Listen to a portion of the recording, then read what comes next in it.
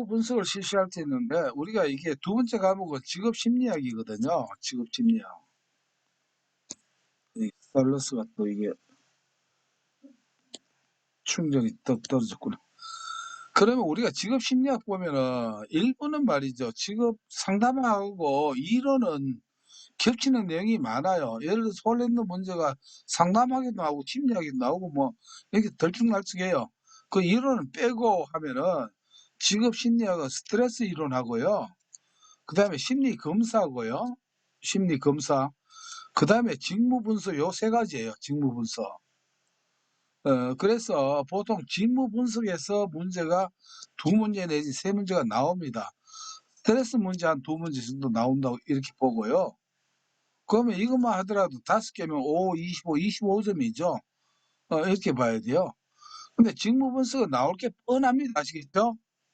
뻔하니까 인제 그렇게 부담을 안 느껴도 돼요. 몇 번 익숙하면은 다 됩니다. 그런데 이 직무 분석 이론 중에서 가장 핵심적인 게 바로 오늘 하는 2-29번 문제가 됩니다. 이거는 뭐 실기에도 이게 나오고요. 이번 실기에 또 나왔어요.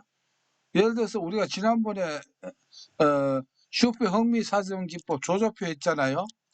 이게 지난 4월 27일 날 실기를 봤어요. 그 실기 때 이것도 나왔어요. 이게 슈퍼의 흥미사정기법 세 가지 써쇼. 그러면 어때요? 조조표. 근데 쓸 때는 표현된 흥미, 뭐 조작된 흥미, 조사된 흥미 이런 거예요. 그래서 그렇게 나오면 이게 6점짜리입니다. 이렇게. 자, 그건 그렇고 직무 분석을 할 때 일단은 먼저 알아야 될 게 있어요. 일반적으로 직무 분석을 할 때는 이렇게 생각하면 됩니다. 분석을 하면은 그냥 시간 전략 삼아 이렇게 체면에 관록이 붙으면은 나중에 얼굴에 어떻게 철판 깔아놓은 것 같아가지고 중질도 마다한다. 이렇게 생각을 해 주시면 체면 관록 중질로 요 기억해 주시면 좋겠어요. 체면 관록 중질. 예, 철판 깔 정도로 된다.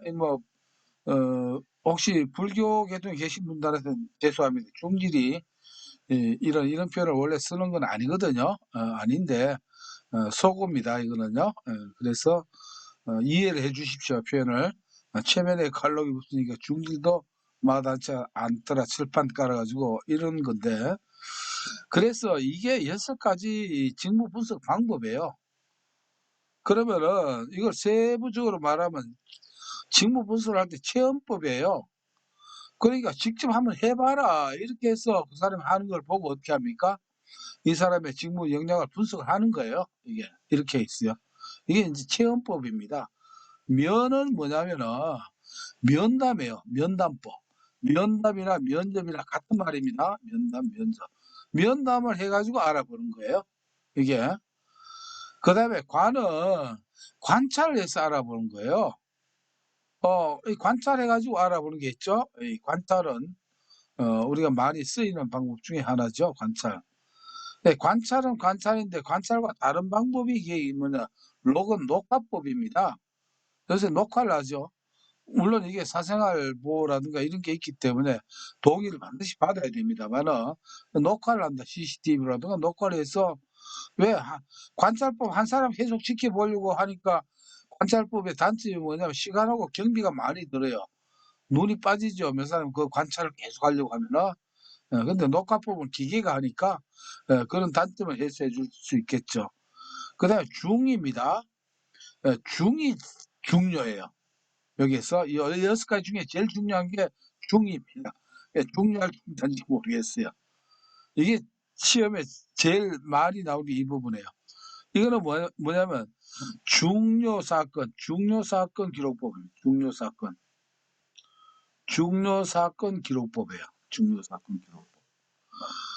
요게 인제 중요 사건이라고도 하고 요걸 뭐냐면 결정적 사건 기록법 이렇게도 합니다. 중요 사건은 결정적 사건이다. 요렇게도 표현을 하거든요. 예, 요게 인제 시험에 제일 많이 나옵니다. 실기에도 또 많이 나오고. 그다음에 질은 뭐냐면은 질문지법입니다.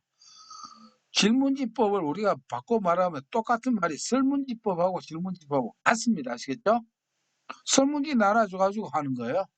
이게 요거는 시간과 경비가 제일 적게 들죠. 요거는 간단해요. 종이 나눠 가지고 체크해 가지고 제출 받는 거예요. 그러니까 질문지법 반대가 뭐가 되냐면 이 면접법이에요. 질문하는 게 종이로 주는 게 아니고 직접 면담해서 하니까 요렇게 되겠죠. 그래서 인제 일단 체면 관록 준비 6 가지를 기억을 해 주십시오, 일단은. 그리고 인제 중은 우리가 지난번에 그 행동주의에서도 보면은 다운시키는 거, 불안을 감소시키는 거 하니까 뭐가 나왔습니까? 홍채, 노반, 검주. 눈이 빨개지니까 노방에서 술 먹지 말라 해서 불안 감소 기법이 홍수법, 홍채, 체계적 동관법. 그다음에 노출법, 반대 조건 형성법. 그다음에 검주, 주장 훈련. 이렇게 나오죠. 검주, 검지 조건 형성. 이렇게 해서 홍채, 노반, 검주 이렇게 있다시피. 근데 그중에 6개 중에 또 뭐가 나왔습니까? 체계적 둔관법은 또 밑에 하위 카테고리가 또 하나 있죠. 체계적 둔관법은 누가 체벌을 한다 생각하고 뭘 둘러선다고요? 이불을 둘러서라 해서 이불 둔이 있더라. 체계적 둔관법은 그 3가지 단계가 근육 이완 훈련, 그다음 불안 위기의 목록을 작성하고 그다음에 체계적 단계적으로 이렇게 감수한다. 둔감화 이렇게 있는 것과 마찬가지로 이 직무 분석 방법 중에 6가지 중에서 이 중요 사건 기록법 또는 결정적 사건 기록법에 여기 또 카테고리가 또 3개가 있어요. 여기에 또 나와요. 뭐가 나오냐면은 자, 일단 중요 사건 기록법에 대해서 이게 뜻을 말씀드릴게요. 뭐가 중요 사건이냐면은 회사에서는 뭔가 기업의 이윤 추구가 목적이잖아요. 근데 회사에서 중요 사건은 특별히 어떤 성공해서 돈을 왕창 번 그런 아이템이 좋아 갖고 어때요? 기대 이상으로 수익을 많이 내는 거 이거 회사 경영 입장에서는 이게 중요 사건이에요. 그렇죠? 반대가 있어요. 뭘 해서 잘못해 가지고 돈을 왕창 그냥 날려버려 실패를 했어요. 이것도 뭐가 됩니까? 이게 중요 사건이에요.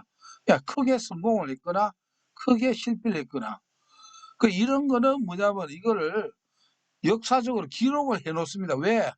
이렇게 해야 다음 사람이 이러한 잘한 거는 이대로 해서 또 성공을 시키고 실패한 거는 이걸로 거울로 삼아서 똑같은 이런 우를 범하지 말자 해 가지고 이렇게 기록을 하는 거예요. 이게 인제 중요 사건입니다.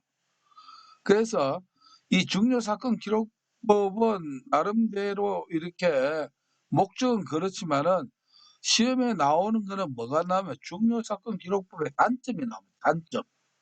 단점 3가지가 나옵니다. 단점. 단점 3가지. 그 단점을 뭐냐 이거를 하려면은 여러분들 이거 제주시를 기억해 제주시. 예. 제주시를 기억을 해 주십시오. 이거는 하나의 농담식으로 지금 이렇게 이야기하는 거 오해를 하지 마십시오. 뭐냐면은 남녀가 옛날에는 요새도 그럴 수 있겠죠. 옛날엔 데이트하다 보면은 남녀가 특히 남자 쪽에서 통금이 그때는 있었어요. 그래서 막차가 끊기는 그런 데 일부러 여행을 가요.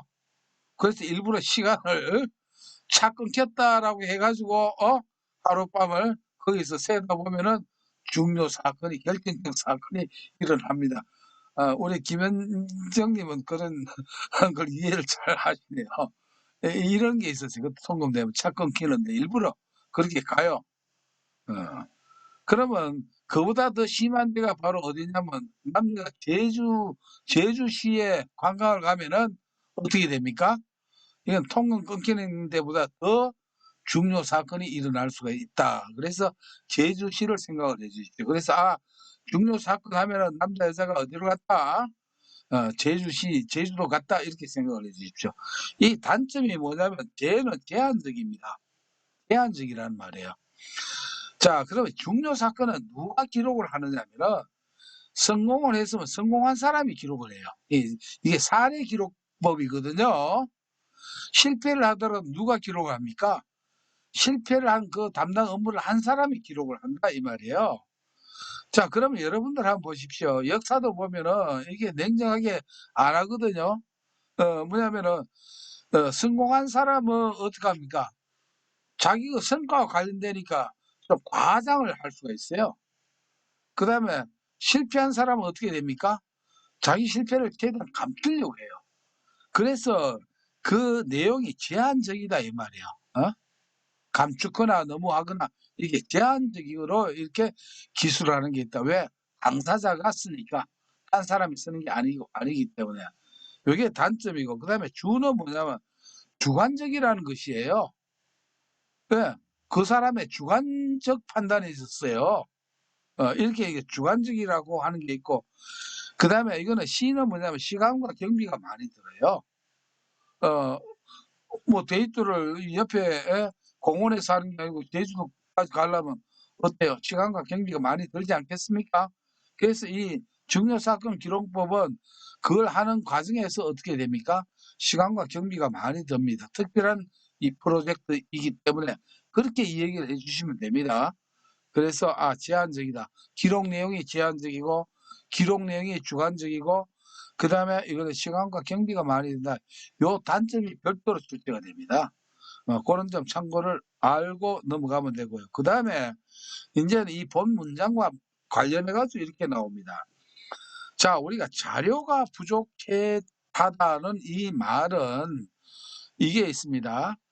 직무분석법 중에서는 이와 같이 체면 관록 중지라고 하는 이런 방법이 있고 크게 이 위에입니다. 카테고리 위에 뭐가 있냐면은 이 내용 분석법이라고 하는 게 내용을 가지고 내용은 뭐냐면은 자료를 가지고 하는 거예요. 그러니까 그 전에 뭔가 여러 가지 자료가 있을 것 아닙니까? 자료를 통해 가지고 뭐냐면 직무를 분석해 보는 거예요. 그럼 그 자료 중에는 어떤 게 있을까요? 근무했던 뭐 작업 일지도 있고 여러 가지 있잖아요.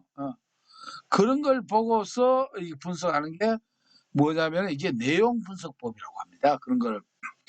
그러면 내용 분석법을 하려고 하면 뭘 해야 됩니까? 반드시 뭐가 있어야 됩니까? 자료가 있어야 돼요. 자료 없이는 내용 분석법이 안 된다는 거예요. 그럼 우리가 여기서 한번 볼게요. 직무 분석을 실시할 때 분석할 대상 취급에 자료가 부족해서 실시하니까 자료가 부족하니까 내용 분석법은 할 수 있다 없다? 못합니다. 그럼 뭘로 가지고 해야 됩니까? 이때 이 6가지 체면 관록 중진 이걸 가지고 한다 이 말입니다. 아시겠죠? 그러니까 차라리 그냥 이걸 최초 분석 직무 분석법 중에 최소 분석법에 해당되지 않는 거 이렇게 찾으라라고 하면 되는데 이 말을 이렇게 돌려놓은 거 요걸 이해를 하셔야 됩니다. 그러면은 자 우리가 최초 분석법 체면 관록 중질 나오는 거 봅시다. 체면 나왔네. 관록 중질 질문지법이나 설문지법이나 같다라고 했죠. 그 요렇게 딱 체크가 딱 되죠. 나머지 비교 확인법은 이게 최초 분석법이 아닙니다. 비교하려면 이거는 뭐가 있어야 된다고요? 자료를 가지고 한다라고 하지 않았습니까? 그런데 여기 자료가 부족한데 이게 안 되겠죠. 예. 그래서 답은 뭐 이렇게 찾으면 되는데 저는 이 한 문제로 족하는 게 아니고 이 부분에 대해서 전반적으로 일단 한번 정리를 하고 오늘 여러분들이 다 소화를 못해도 좋습니다.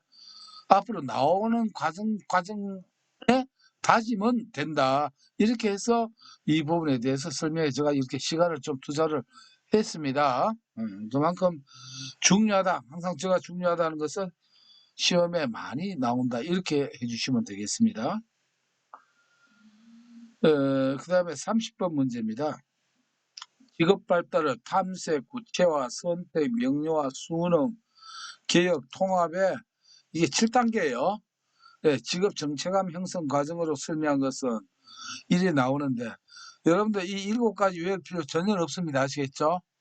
자, 이때는 꽃나는 게 맵니다. 답이 오는 방법입니다. 뭐냐면 정체감이라고 하는 게 나와요. 정체감. 정체감을 우리가 영어로 아이덴티티라고 하죠. 정체감. 정체감은 우리가 에릭슨의 심리사회 발달 그 과정에도 보면은 5번째 단계가 청소년기에 뭐가 있습니까? 정체감 대 역할 혼미 이런 단계가 있어요. 이 단계가 이렇게 나오는데 이 청소년기에 어떻게 해요? 정체감이 형성이 돼야 돼요. 정체감이라고 하는 게 뭡니까? 내가 앞으로 미래를 어떻게 해야 되겠다는 확고한 어떤 관념 체계가 잡혀야 된다 이 말이죠.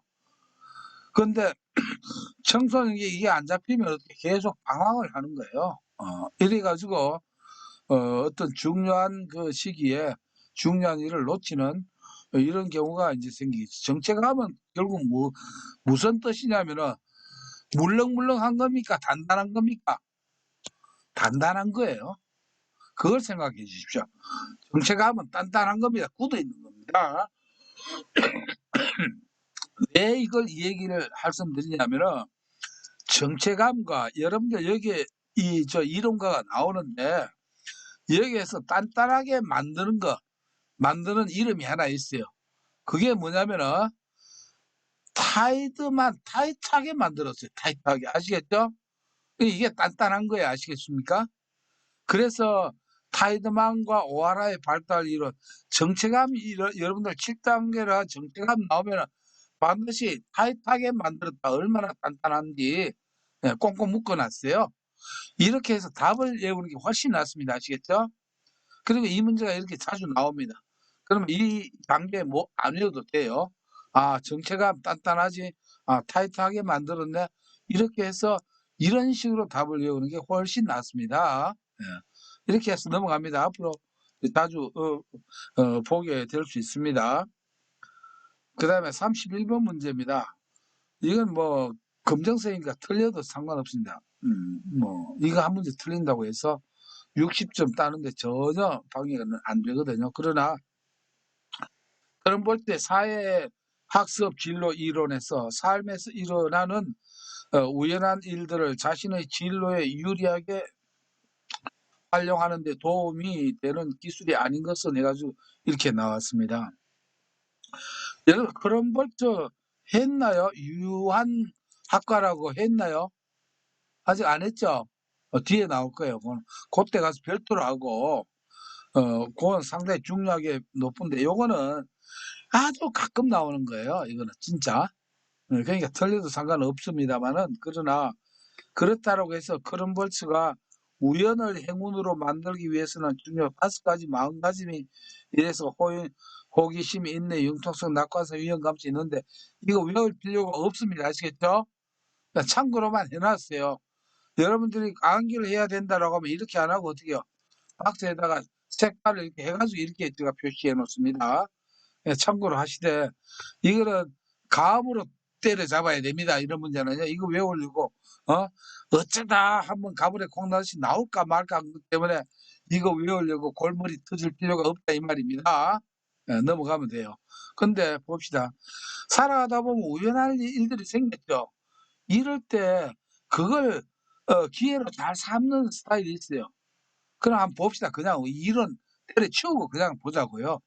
호기심이 많으면 달려들죠. 그죠?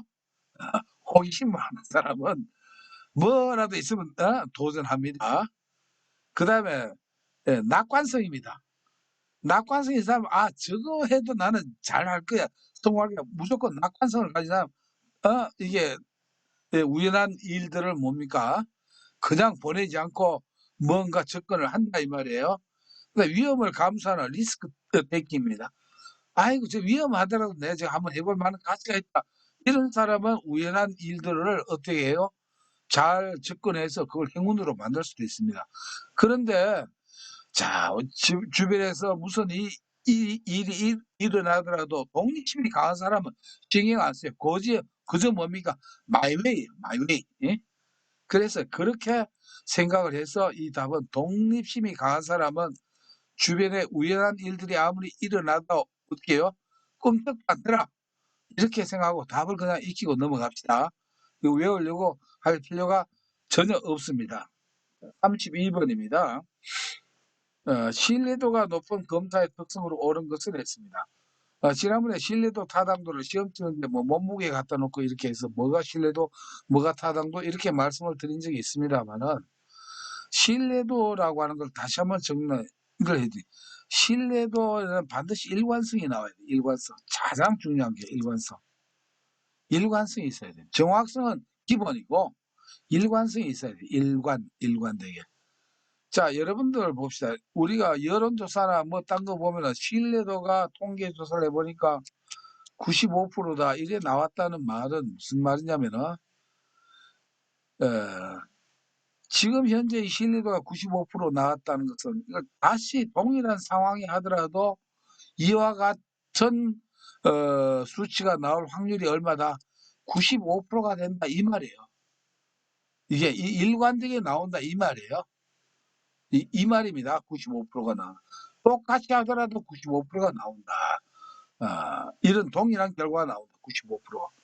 이게 이제 이런 뜻이에요. 그래서 한번 문제를 바로 보면서 할게요. 공부를 잘하는 학생이 못하는 학생보다 더 높은 점수를 받는다. 이건 신뢰도와 관계가 전혀 없습니다. 아시겠죠? 검사 점수들이 정상 분포를 이룬다. 정상 분포라고 하는 건 종 모양이라고 있습니다. 가운데로 해서 좌우 대칭이 되는 이런 모양. 이거하고 신뢰도가 관계없어요. 한 피검사자가 동일한 검사를 반복해서 받을 때 유사한 점수를 받는다. 바로 이거예요. 유사하다. 비슷한 점수를 일관되게 받는다. 이게 일관성에 대한 것이 됩니다. 요거 기억을 해 주시고요. 그 다음에 검사 문항의 난이도가 낮은 것부터 높은 것까지 골고루 분포되어 있다라고 하는 것은 이 난이도하고는 상관이 없습니다. 난이도하고는 이거는 상관이 없어요. 그래서 이 특성은 바로 일관성입니다. 동일하게 반복하더라도 한 번 하고 다시 하더라도 동일한 또는 유사한 점수가 데이터가 나올 때 이것을 우리가 신뢰도가 높다라고 이렇게 하는 것입니다. 자, 33번입니다. 직업 적성 검사의 측정에 대한 설명으로 옳은 것은 했습니다. 자, 이 문장은 말이죠. 우리가 답뿐만 아니고 영어를 통해서 뭔가 내공을 좀 쌓는 시간이 되면 좋겠어요. 저 봅시다. 예를 들면 개인이 맡은 특정 직무를 성공적으로 수행할 수 있는지를 측정한다. 요게 적성 검사입니다. 아시겠죠? 요게 적성 검사는 지금부터 미래의 어떤 가능성을 측정하는 겁니다. 아시겠죠? 그러니까 성공적으로 수행할 수 있는지 앞으로 수행할 수 있는지를 미래 이걸 측정하는 게 뭐냐면은 이 적성 검사입니다. 적성 검사 반대가 뭐냐면 성취도 검사 있어요. 성취도. 요 성취도까지 현재까지 성취한 결과를 측정하는 거고 적성 검사는 뭡니까? 앞으로 수행할 가능성, 능력 이걸 측정하는 게 적성 검사가 됩니다. 그러니까 적성 검사는 그 사람이 앞으로 잘할 수 있는 그 잠재 능력까지도 측정하는 게 되겠죠. 그렇게 이해하시고 2번에 일반적인 지적 능력을 알아내. 일반적인 지적 능력을 알아낸다. 그래서 광범위한 분야에서 그 사람이 성공적으로 수행할 수 있는지를 측정한다. 자, 이것도 위에는 비슷한지 몰라도 지적 능력을 알아내는 것은 이게 지능 검사입니다. 아시겠죠? 그래서 이 말을 보고 이걸 지능 검사에 대한 설명이네. 이렇게 우리가 이 내공을 살 필요가 있습니다. 지적 능력은 지능 검사예요. 그 다음에 직업과 관련된 흥미를 알아내어 직업에 관한 의사결정에 도움을 주기 위한 것이다. 이렇게 나온 것은 이건 바로 흥미검사죠. 이건 흥미검사예요. 그러니까 검사 구분을 잘 해야 됩니다. 4번에 개인이 가지고 있는 기질이라든가 성향 등을 측정하는 것으로 개인에게 습관적으로 나타날 수 있는 어떤 특징을 측정한다. 기질, 성향 이런 거는 성격 검사입니다. 성격 검사. 요거는 그래서 지금 성격 검사에 대한 핵심된 정의, 그 다음에 흥미 검사에 대한 핵심된 정의, 기능 검사에 대한 핵심된 정의, 그 다음에 이 적성 검사에 대한 개념성이 이렇게 딱 이렇게 돼 있으니까 요걸 통해서 가장 기본적인 그 용어에 대한 이해를 이렇게 하면 됩니다. 지금 상담사 자격시험에는 이보다 더 깊은 분야를 요구를 하지 않으니까 이것만 해도 충분하다 이렇게 보면 되겠습니다. 자, 34번입니다. 문항 분석에서 다음에 P는 무엇인가? P는 뭐라고 되어 있냐면은 뭐냐고 지금 묻고 있죠. R은 어떤 문항의 정답을 한 수, 쉽게 맞춘 문항수예요. 그 다음 밑에는 총 사례, 총 문제 중에서 몇 문제를 맞추느냐 이거예요. 100문제, 뭐 50문제 중에 30문제를 맞추는가 몇 문제 맞추는가 요것을 바로 난이도라고 합니다. 난이도. 아시겠죠? 여기에 바로 난이도 검사입니다. 문항의 난이도. 근데 여러분들 이상한 게 하나 알아야 될 게 있어요. 즉 난이도가 쉬운 문제가 많죠. 100문제 중에서 전체 문제가 왜 이러나 100문제인데 80문제를 맞췄어요. 그러면 난이도가 뭐 어떻게 0.8이 되죠. 그죠? 그 다음에 자 100문제 중에서 10문제밖에 못 맞췄어요. 10문제. 그러면 이건 어떻게 됩니까? 0.1이 되죠.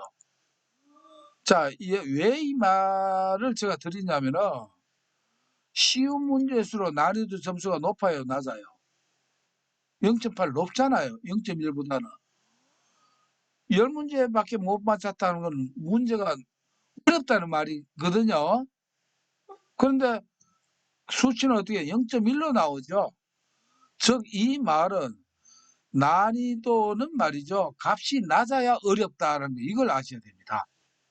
난이도 점수는 낮을수록 어려운 문제다. 이렇게 그걸로 생각을 해야 됩니다. 예. 그렇죠. 점수가 높은 거는 어떻게 해요? 난이도가 이게 낮은 거 쉬운 문제라는 거예요.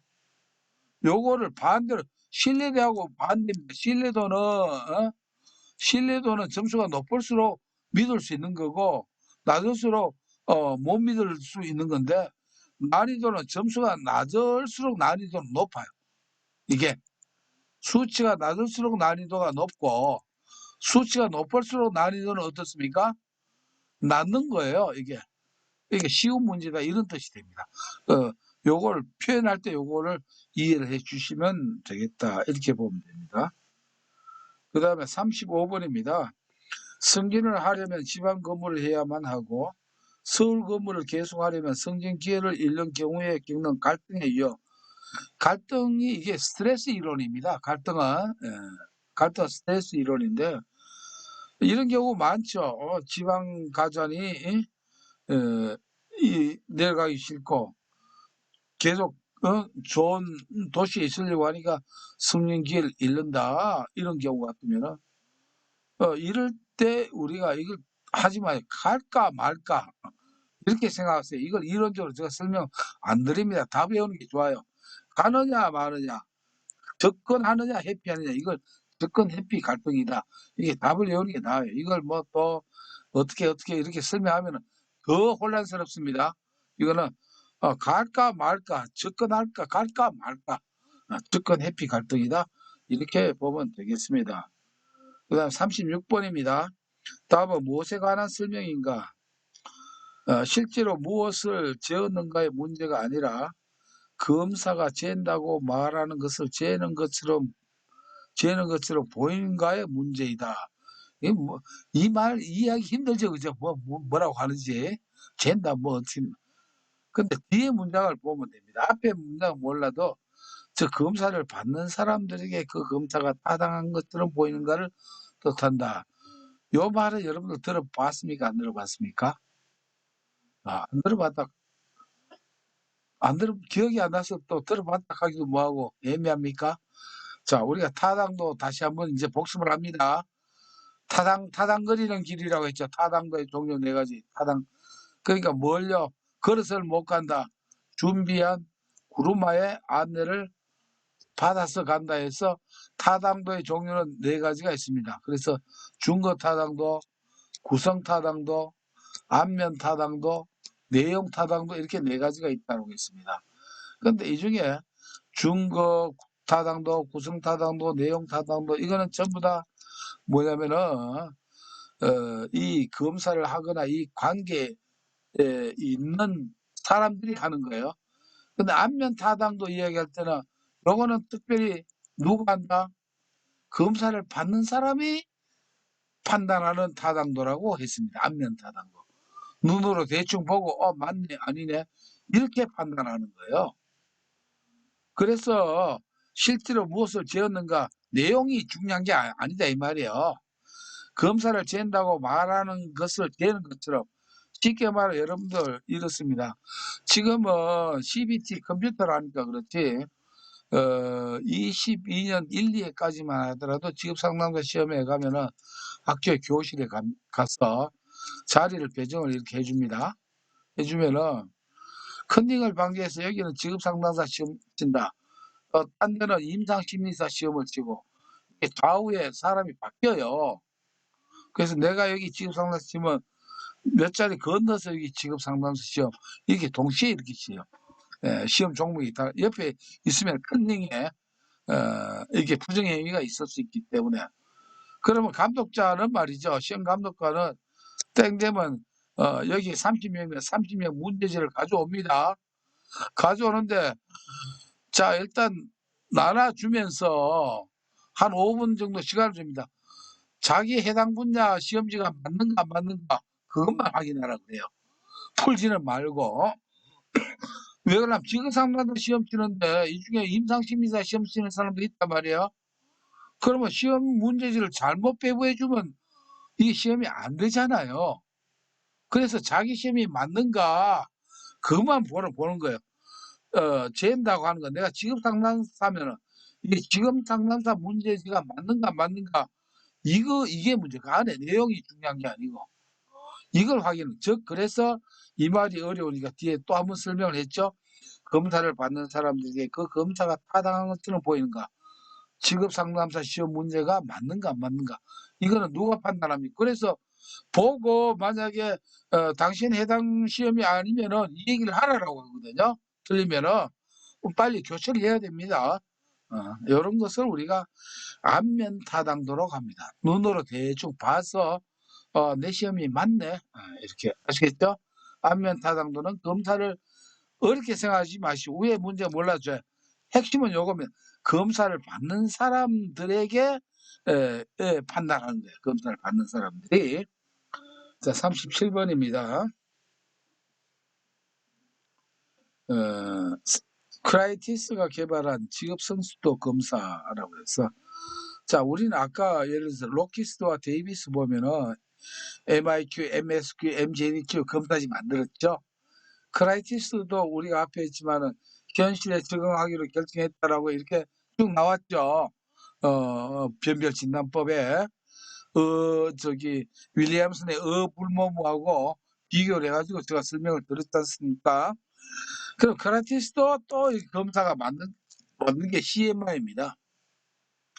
이게 직업 성숙도 검사입니다. 커리어 모빌리티 멘터 해가지고 줄이면 이게 직업 성숙도 검사인데 그 영어 스펠링 외울 필요 없어요. CMI 정도는 알면 됩니다. 이게 직업 성숙도 검사구나. 그래서 태도 척도에 해당되지 않는 것 이렇게 돼 있어요. 자 여기에서는 내가 조금 시간을 하고도 시간이 충분하네요. 즉 일단 우리가 크라이티스에 대해서 다시 한번 정리를 하나 해드릴게요. 크라이티스는 운동선수다라고 일단 생각을 하십시오. 운동을 잘하면 어디에 간다?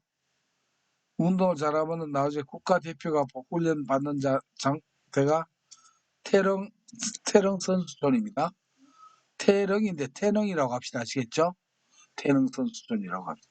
태릉인데 태릉 선수촌에 갑니다. 왜 자꾸 이렇게 이미지를 했냐면은 이 내용들이 전부 다 이 크라이티스는 3개가 아니고 이 세트 수가 한 5개 정도 돼요. 그러려면 이게 이미지를 하기에는 운동선수로 이렇게 이미지 스토리를 만들면은 이게 잘 엮어지더라고요.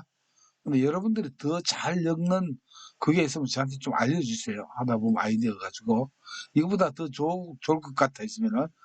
자, 그래서 이게 왜 무슨 말이냐면은 크라이티스의 직업 성숙도 검사에는 크게 두 가지가 있습니다. 두 가지가 뭐냐면은 태능이에요. 태능이라고 하는 말은 성숙 검사는 크게 두 가지 태도 척도와 능력 척도 이렇게 두 가지가 있습니다. 그래서 태능이라고 한 거예요. 그래서 크라이티스 성숙 검사는 이 사람이 운동을 잘해서 태능 선수촌에 갔지. 그래서 태도 척도와 능력 척도가 있습니다. 근데 태도 척도 종류가 몇 가지냐면 5가지예요. 능력 척도 종류가 몇 가지냐면 5가지예요. 이 5가지도 기억하는 걸 어떻게 했습니까? 국가대표로 가서 어디로 갑니까? 올림픽 가면 올림픽 기가 몇 개다? 오륜기라고 하죠. 5개다. 이렇게 해서 각각 종류는 5개씩 되어 있습니다. 그 중에 여러분들은 이 필기시험에 나오는 거는요, 능력 척도는 딱 하나 나와요. 능력 척도 종류가 4개다라고 하면 땡입니다. 아시겠죠? 5개라는 것만. 둘 다 종류는 5개입니다. 주로 많이 나오는 게 태도 척도에 대해서 숙제가 많이 나옵니다. 태도 척도. 이 태도 척도에 대해 가지고 뭐 기가 막히다까지 하면 내가 너무 내 자랑하는 것 같고 막 대충 말씀을 드릴게요. 뭐냐면은 원래대로 하면은 이렇게 해야 됩니다. 5가지가 독립성, 결정성, 타협성, 참여도, 성향 이렇게 이 5가지예요. 이거를 설명이 뭐냐면 진로 선택을 독립적으로 할 수 있는 정도, 결정성을 선호하는 진로의 방향에 대한 확신 정도 쭉쭉쭉 5개. 여러분들 이거 외우려면 골 때립니까 안 때립니까? 저 속된 표현을 해서 미안합니다. 골 때리죠. 예. 근데 이거 이렇게 외울 필요가 없습니다. 제가 이제 기가 막힌 방법을 말씀을 드릴게요. 여러분 크라이티시가 아닙니다. 크라이티스네. 크라이티스. 뭐 눈에 이제 보이는 크라이티스.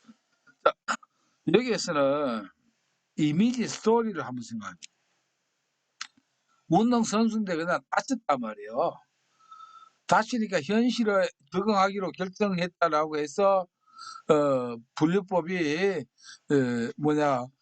현실성, 그다음에 적응성, 결정성 3가지가 있고 현실성에는 또 3가지가 나온다 했죠. 비불강, 그래서 비현실형, 불충족형, 그다음에 강압형 이렇게 나왔잖아요. 그런데 이렇게 현실에 적응하기로 결정한 단계에서 뭐냐면 독부, 이 아주 결혼을 못했어요. 호랩이에요. 독부입니다. 독부가 운동하다가 정신이 빠져가지고 결혼도 못했어요. 그래서 다쳤지만 결심을 바꿨습니다. 내가 다리를 다쳤지만은 그래서 내가 살고 있는 이 도시에서는 좀 창피하니까 다시 다른 도시로 갔어요. 그래서 참신한 마음을 가지고 뭐냐면 열심히 거기서 운동 연습을 해가지고 아주 성공한 무인이 됐다 이런 스토리입니다. 아시겠죠? 자 여기서 알아야 될 거는 뭐냐 하면은 바로 독부를 아셔야 되고 결바를 아셔야 됩니다. 결바 아시겠죠? 결바는 결심을 바꿨다. 다시는 딴 도시로 갔다. 그 다음에 참신한 마음을 가졌다. 성공한 무인이 되었다. 요걸 기억을 해주시면 됩니다. 요거를 기억하면 돼요. 그래서 여러분들 보면 독립성 우쩌고 나오면 반드시 출제는 예문이 다 나옵니다. 예문이 나와요. 어디에서나 필기시험에 예문이 나옵니다. 그러면 이렇게 설명해 놓고 이게 뭔지 독립성인지 결정성인지 타협성인지 참여도 또는 관여도인지 성향인지 이게 헷갈립니다. 그럴 때 뭘 하라? 자, 부자가 나오면은 여기에요. 부자가 나오면 이건 독립성입니다. 독부 아시겠죠? 절대 착오가 없습니다. 그 다음에 결정성 나오면 뭐냐면은 바꾼다는 말이 나와요. 아시겠죠? 결바. 요것만 생각하면 되고 타협성은 시간이라는 말이 꼭 나옵니다. 제가 이거 얼마나 이걸 말이 착오 없이 하려고 이래 분석하고 저래 분석해서 절대 중복이 안 됩니다. 아시겠죠? 그 다음에 참여도는 신명이라는 말, 참신, 그래 참신이라고 있죠. 그다음에 성은 무엇인지라는 말이 이렇게 나옵니다. 자, 오늘 이 문제는 요게 지금 적용이 안 되기 때문에 그런데 뒤에 나올 때 이 위력을 가지고 아주 재밌게 풀 수 있으니까 그건 그때 하고요. 그다음에 여기에서 직업검사의 태도 척도에 해당되지 않는 것인데 여기에서 성실성은 아닙니다. 성향이거든요. 성향 아시겠죠? 요거는 주의 함정입니다. 성은 맞는데 성실성이 아니고 성향 또는 지향성 이렇게 해도 됩니다. 뭘 향한다 성향 지향성 요거는 기억을 해주시면 됩니다. 지향성은 맞아요. 근데 성실성은 아닙니다. 독부, 결바에서 결정성, 참신성, 타협성 다 맞는데 성실성이 아니고 성향, 지향성 같은 말입니다. 성실성은 여기에 해당되지 않는다. 이렇게 보고 또 넘어갈게요. 네. 38번입니다. 심리검사의 표준화를 통해 통제하고자 하는 변인이 아닌 것은 우리가 모든 심리검사는 표준화라고 합니다. 표준화를 해야 좋은 게 표준화를 해놓으면은 좀 전문가가 아니라도 검사를 다 할 수 있어요. 왜? 매뉴얼이 있다. 표준화는 우리가 매뉴얼이 있어요. 우리가 전자제품도 뭐 좀 어려운 거는 매뉴얼 다 있잖아요. 이렇게 매뉴얼대로 하면은 그래도 쉽게 좀 할 수 있거든요. 표준화는 심리 검사라고 하는 게 사실상 고도의 전문적인 것을 요하는데 표준화를 해놓으면 매뉴얼대로 하면 그나마 좀 쉽게 할 수 있습니다. 그래서 이렇게 표준화를 하는 것은 뭐냐면은 왜 표준화하냐면 검사를 잘못하면 우리가 병원에서도 검사를 잘못 오진을 하잖아요. 그죠? 심리 검사 잘못하면 오진이 나올 수 있습니다. 그래서 이게 뭐냐 오차가 너무 많이 생길 수가 있어요. 이래서 이제 표준화를 하죠. 그래서 이 표준화 해놓으면은 검사자 변인이라고 하는 것은 뭐냐면은 A라고 하는 검사자가 했을 때와 B라는 검사자가 했을 때 뭐가 됩니까? 이게 달라질 수가 있어요. 이 변동된다는 거예요. 데이터가. 그런데 표준화를 하면은 뭐가 됩니까? 누가 하더라도 비슷한 결과가 나온다는 거예요. 이게 표준화의 목적입니다. FM대로 딱 돼 있으니까. 그래서 이거는 방지를 할 수 있어요. 그러니까 채점자 변인도 마찬가지예요. 이 표준화되게 이렇게 요거는 몇 점 준다 딱딱딱 돼 있으니까 어떻게 됩니까? 채점할 때 오류가 안 생긴다 이 말이에요. 또 실시 상황 변인도 역시 마찬가지예요. 상황도 어떤 조건을 딱 만들어줘요. 뭐 아무 데서나 응접실에나 하고 뭐 이게 아니고 어떤 데서 하라 이렇게 매뉴얼이 딱 돼 있기 때문에 실시 상황에 대해서도 뭐냐면은 변인이 생기지 않는데 문제는 피검자 변인이에요. 검사를 받는 사람이 피검자라고 하잖아요. 피검자는 변인이 될 수 없다는 걸 이걸 알아주세요. 왜? 이거는 검사 대상이거든요. 아시겠죠? 이건 검사 받는 A라는 사람이에요. 이 사람을 B로 바꿀 수는 없어요. 검사 대상을 이게 변인이 될 수는 없습니다. 왜? 변인은 이게 검사의 이게 주체란 말이에요. 대상인데. 그래서 여러분들 항상 이런 거 나올 때 피검자는 변인이 될 수 없다는 거. 대상인데 이게 어찌 변수가 될 수 있습니까? 그래서 이거는 이 통제를 할 수 없는 겁니다. 통제를 한다면 피검자를 그러면 A를 안 하고 딴 사람을 어떻게 검사를 받게 할 수는 없잖아요. 그 사람이 있는 그대로 측정하면 되는 겁니다. 그러니까 이건 변인이 될 수가 없습니다. 틀리더라도 틀린 대로 측정하면 되니까. 그렇게 요거는 이해가 안 되면 이 피검자 변인은 변인이 아니다. 뭐 이렇게 이해를 하시고 그냥 넘어가시고요. 그래도 잘 안 된다 하면은 어떻게 해요? 과감하게 틀려버리십시오. 연필만 굴리고 넘어가도 됩니다. 절대 머리 아프게 할 필요 없습니다. 왜냐면 이거 아니더라도 60점 이상 받은 뭐 속된 말로 천지백갈입니다. 이 경상도 표현을 하면 걱정 안 해도 돼요. 39번 스트레스에 관한 설명을 오는 것은 또 스트레스도 나오죠. 이렇게 나옵니다. 자, 요거는 우리가 한번 봅시다. 쉬운 것도 있고 어려운 것도 있는데 일단 요런 거 보면은 확실한 답이 나오는 거 있으면은 좋아요. 그러나 요거는 지난번에 했을 때 이론에서 거의 다 못 치른 거는 문제를 통해서 우리가 익혀야 됩니다. 스트레스에 대한 일반 적응 징후는 경계, 저항, 탈진 단계로 진행된다. 요건 했던 내용 맞습니까? 안 맞습니까? 맞죠? 경저탈. 맞죠? 옳은 거 확실하게 나왔어요. 여러분들 이 객관식의 특징이 뭡니까? 4개 중 4개를 다 몰라도 되는 경우가 있습니다. 확실한 거 1개만 알아도 돼요. 5점 얻을 수 있는 거예요. 확실한 거 하나만 알아도. 아니 확실히 틀린 걸 찾으라고 할 때는 확실하게 틀린 거 하나 알면 딴 거 3개 몰라도 된다 이 말이에요. 그렇잖아요. 이건 경제탈은 이거는 확실한 겁니다. 맨 처음에 했던 거죠. 왜 셀리가 현회사 경비를 하는데 경기를 하죠. 하다가 누가 애를 먹였다 저항을 하다가 한 서너 시간 하고 나니까 탈진, 소진이 됐더라 이렇게 경제탈이 맞습니다. 요건 맞아요. 맞는다고. 이제 우리는 이제 2, 3, 4를 통해 가지고 뭐냐면 또 좀 다져야 됩니다. 앞으로 했던 거.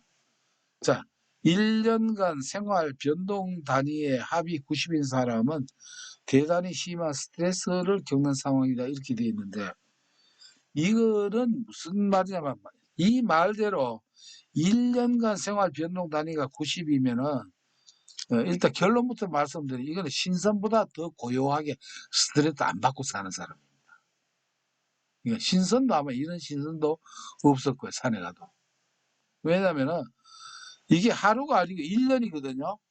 예를 들어서 이게 생활 변동 단위라고 해가지고 이게 그렇습니다. 부부 싸움 한번 했다 하면 100점씩 막 올라갑니다. 누가 애 먹였다 하면 하루에 이게 이제 생활 변동 단위예요.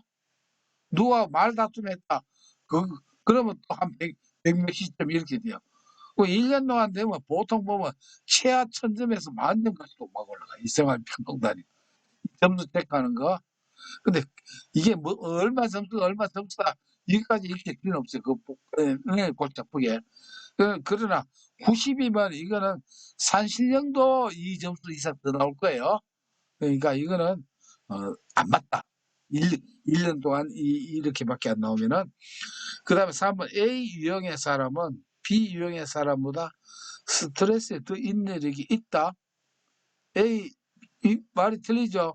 A는 뭐라고 했어요? 맨날 AC 한다고 A형이라고 하지 않았어요? 이게 스트레스에 인내력이 없으면 스트레스에 아주 취약하다. 거꾸로 말하고 있죠. 네, 4번 사회적 지지가 스트레스의 대처와 극복에 미치는 영향은 거의 없다. 아니라고 했죠. 우리가 스트레스를 조절하는 거에는 내적으로 2개가 있다고 했죠. A, B 성격 유형이 있고 그 다음에 내 탓하는가 남 탓하는가 내적 통제 외적 통제가 있다고 했어요. 그 다음에 이거 뭐 잘못 건드렸다. 그 다음에 외적은 뭐냐면은 외적으로 조절해주는 건 사회적 지지가 아주 중요하다고 했죠. 직장에서 스트레스 받았을 때 친구나 가족이나 위로해 주는 거 이걸 우리가 사회적 지지라고 하는데 이거는 아주 영향이 크다라고 했습니다. 예, 이게 2, 3, 4는 우리가 2번은 지금 처음 보는 내용이고 일단 이 정도면은 신선도 이렇게는 안 된다 이렇게 그냥 기억하시고 이건 항상 이게 틀린 답으로 나오니까 그렇게 하시면 됩니다. 3, 4번은 왜 틀리는가 우리가 이제 이해가 되시죠. 요거는 이해를 확실하게 넘어가야 됩니다. A는 인내력이 없습니다. 사회적 지지 아주 스트레스 극복한다는 말은 스트레스를 조절해 주는데 아주 중요한 역할을 한다 이렇게 보시면 되겠습니다. 가만히 있으라. 이게 40분까지 하고 넘어갑시다. 보니까 지금 그래야 한 과목 마무리가 딱 되니까 그죠? 40번입니다. 신입사원이 조직에 쉽게 적응하도록 상사가 후견인이 되어 도와주는 경력개발 프로그램. 이건 상식입니다. 그죠? 이거 바로 멘토 아닙니까? 멘토십 프로그램이죠. 우리가 이렇게 후견인을 멘토라고 하고 후견을 받는 사람을 뭐라고 합니까? 이걸 멘티라고 합니다. 아시겠죠? 후견을 해주는 사람은 멘토, 그걸 받는 사람을 우리가 멘티라고 하죠. 이건 상식적인 용어니까 이거는 멘토십 시스템이다. 이렇게 보면 되고 조금 쉬었다가 이제 마지막 다음 과목 직업 정보론으로 또 넘어가겠습니다. 어때요? 이제 진도가 확실히 1회 때보다는 스피드가 좀 나죠. 그 대신 저도 말이 좀 빨리 합니다. 가능하면은 녹화 중지.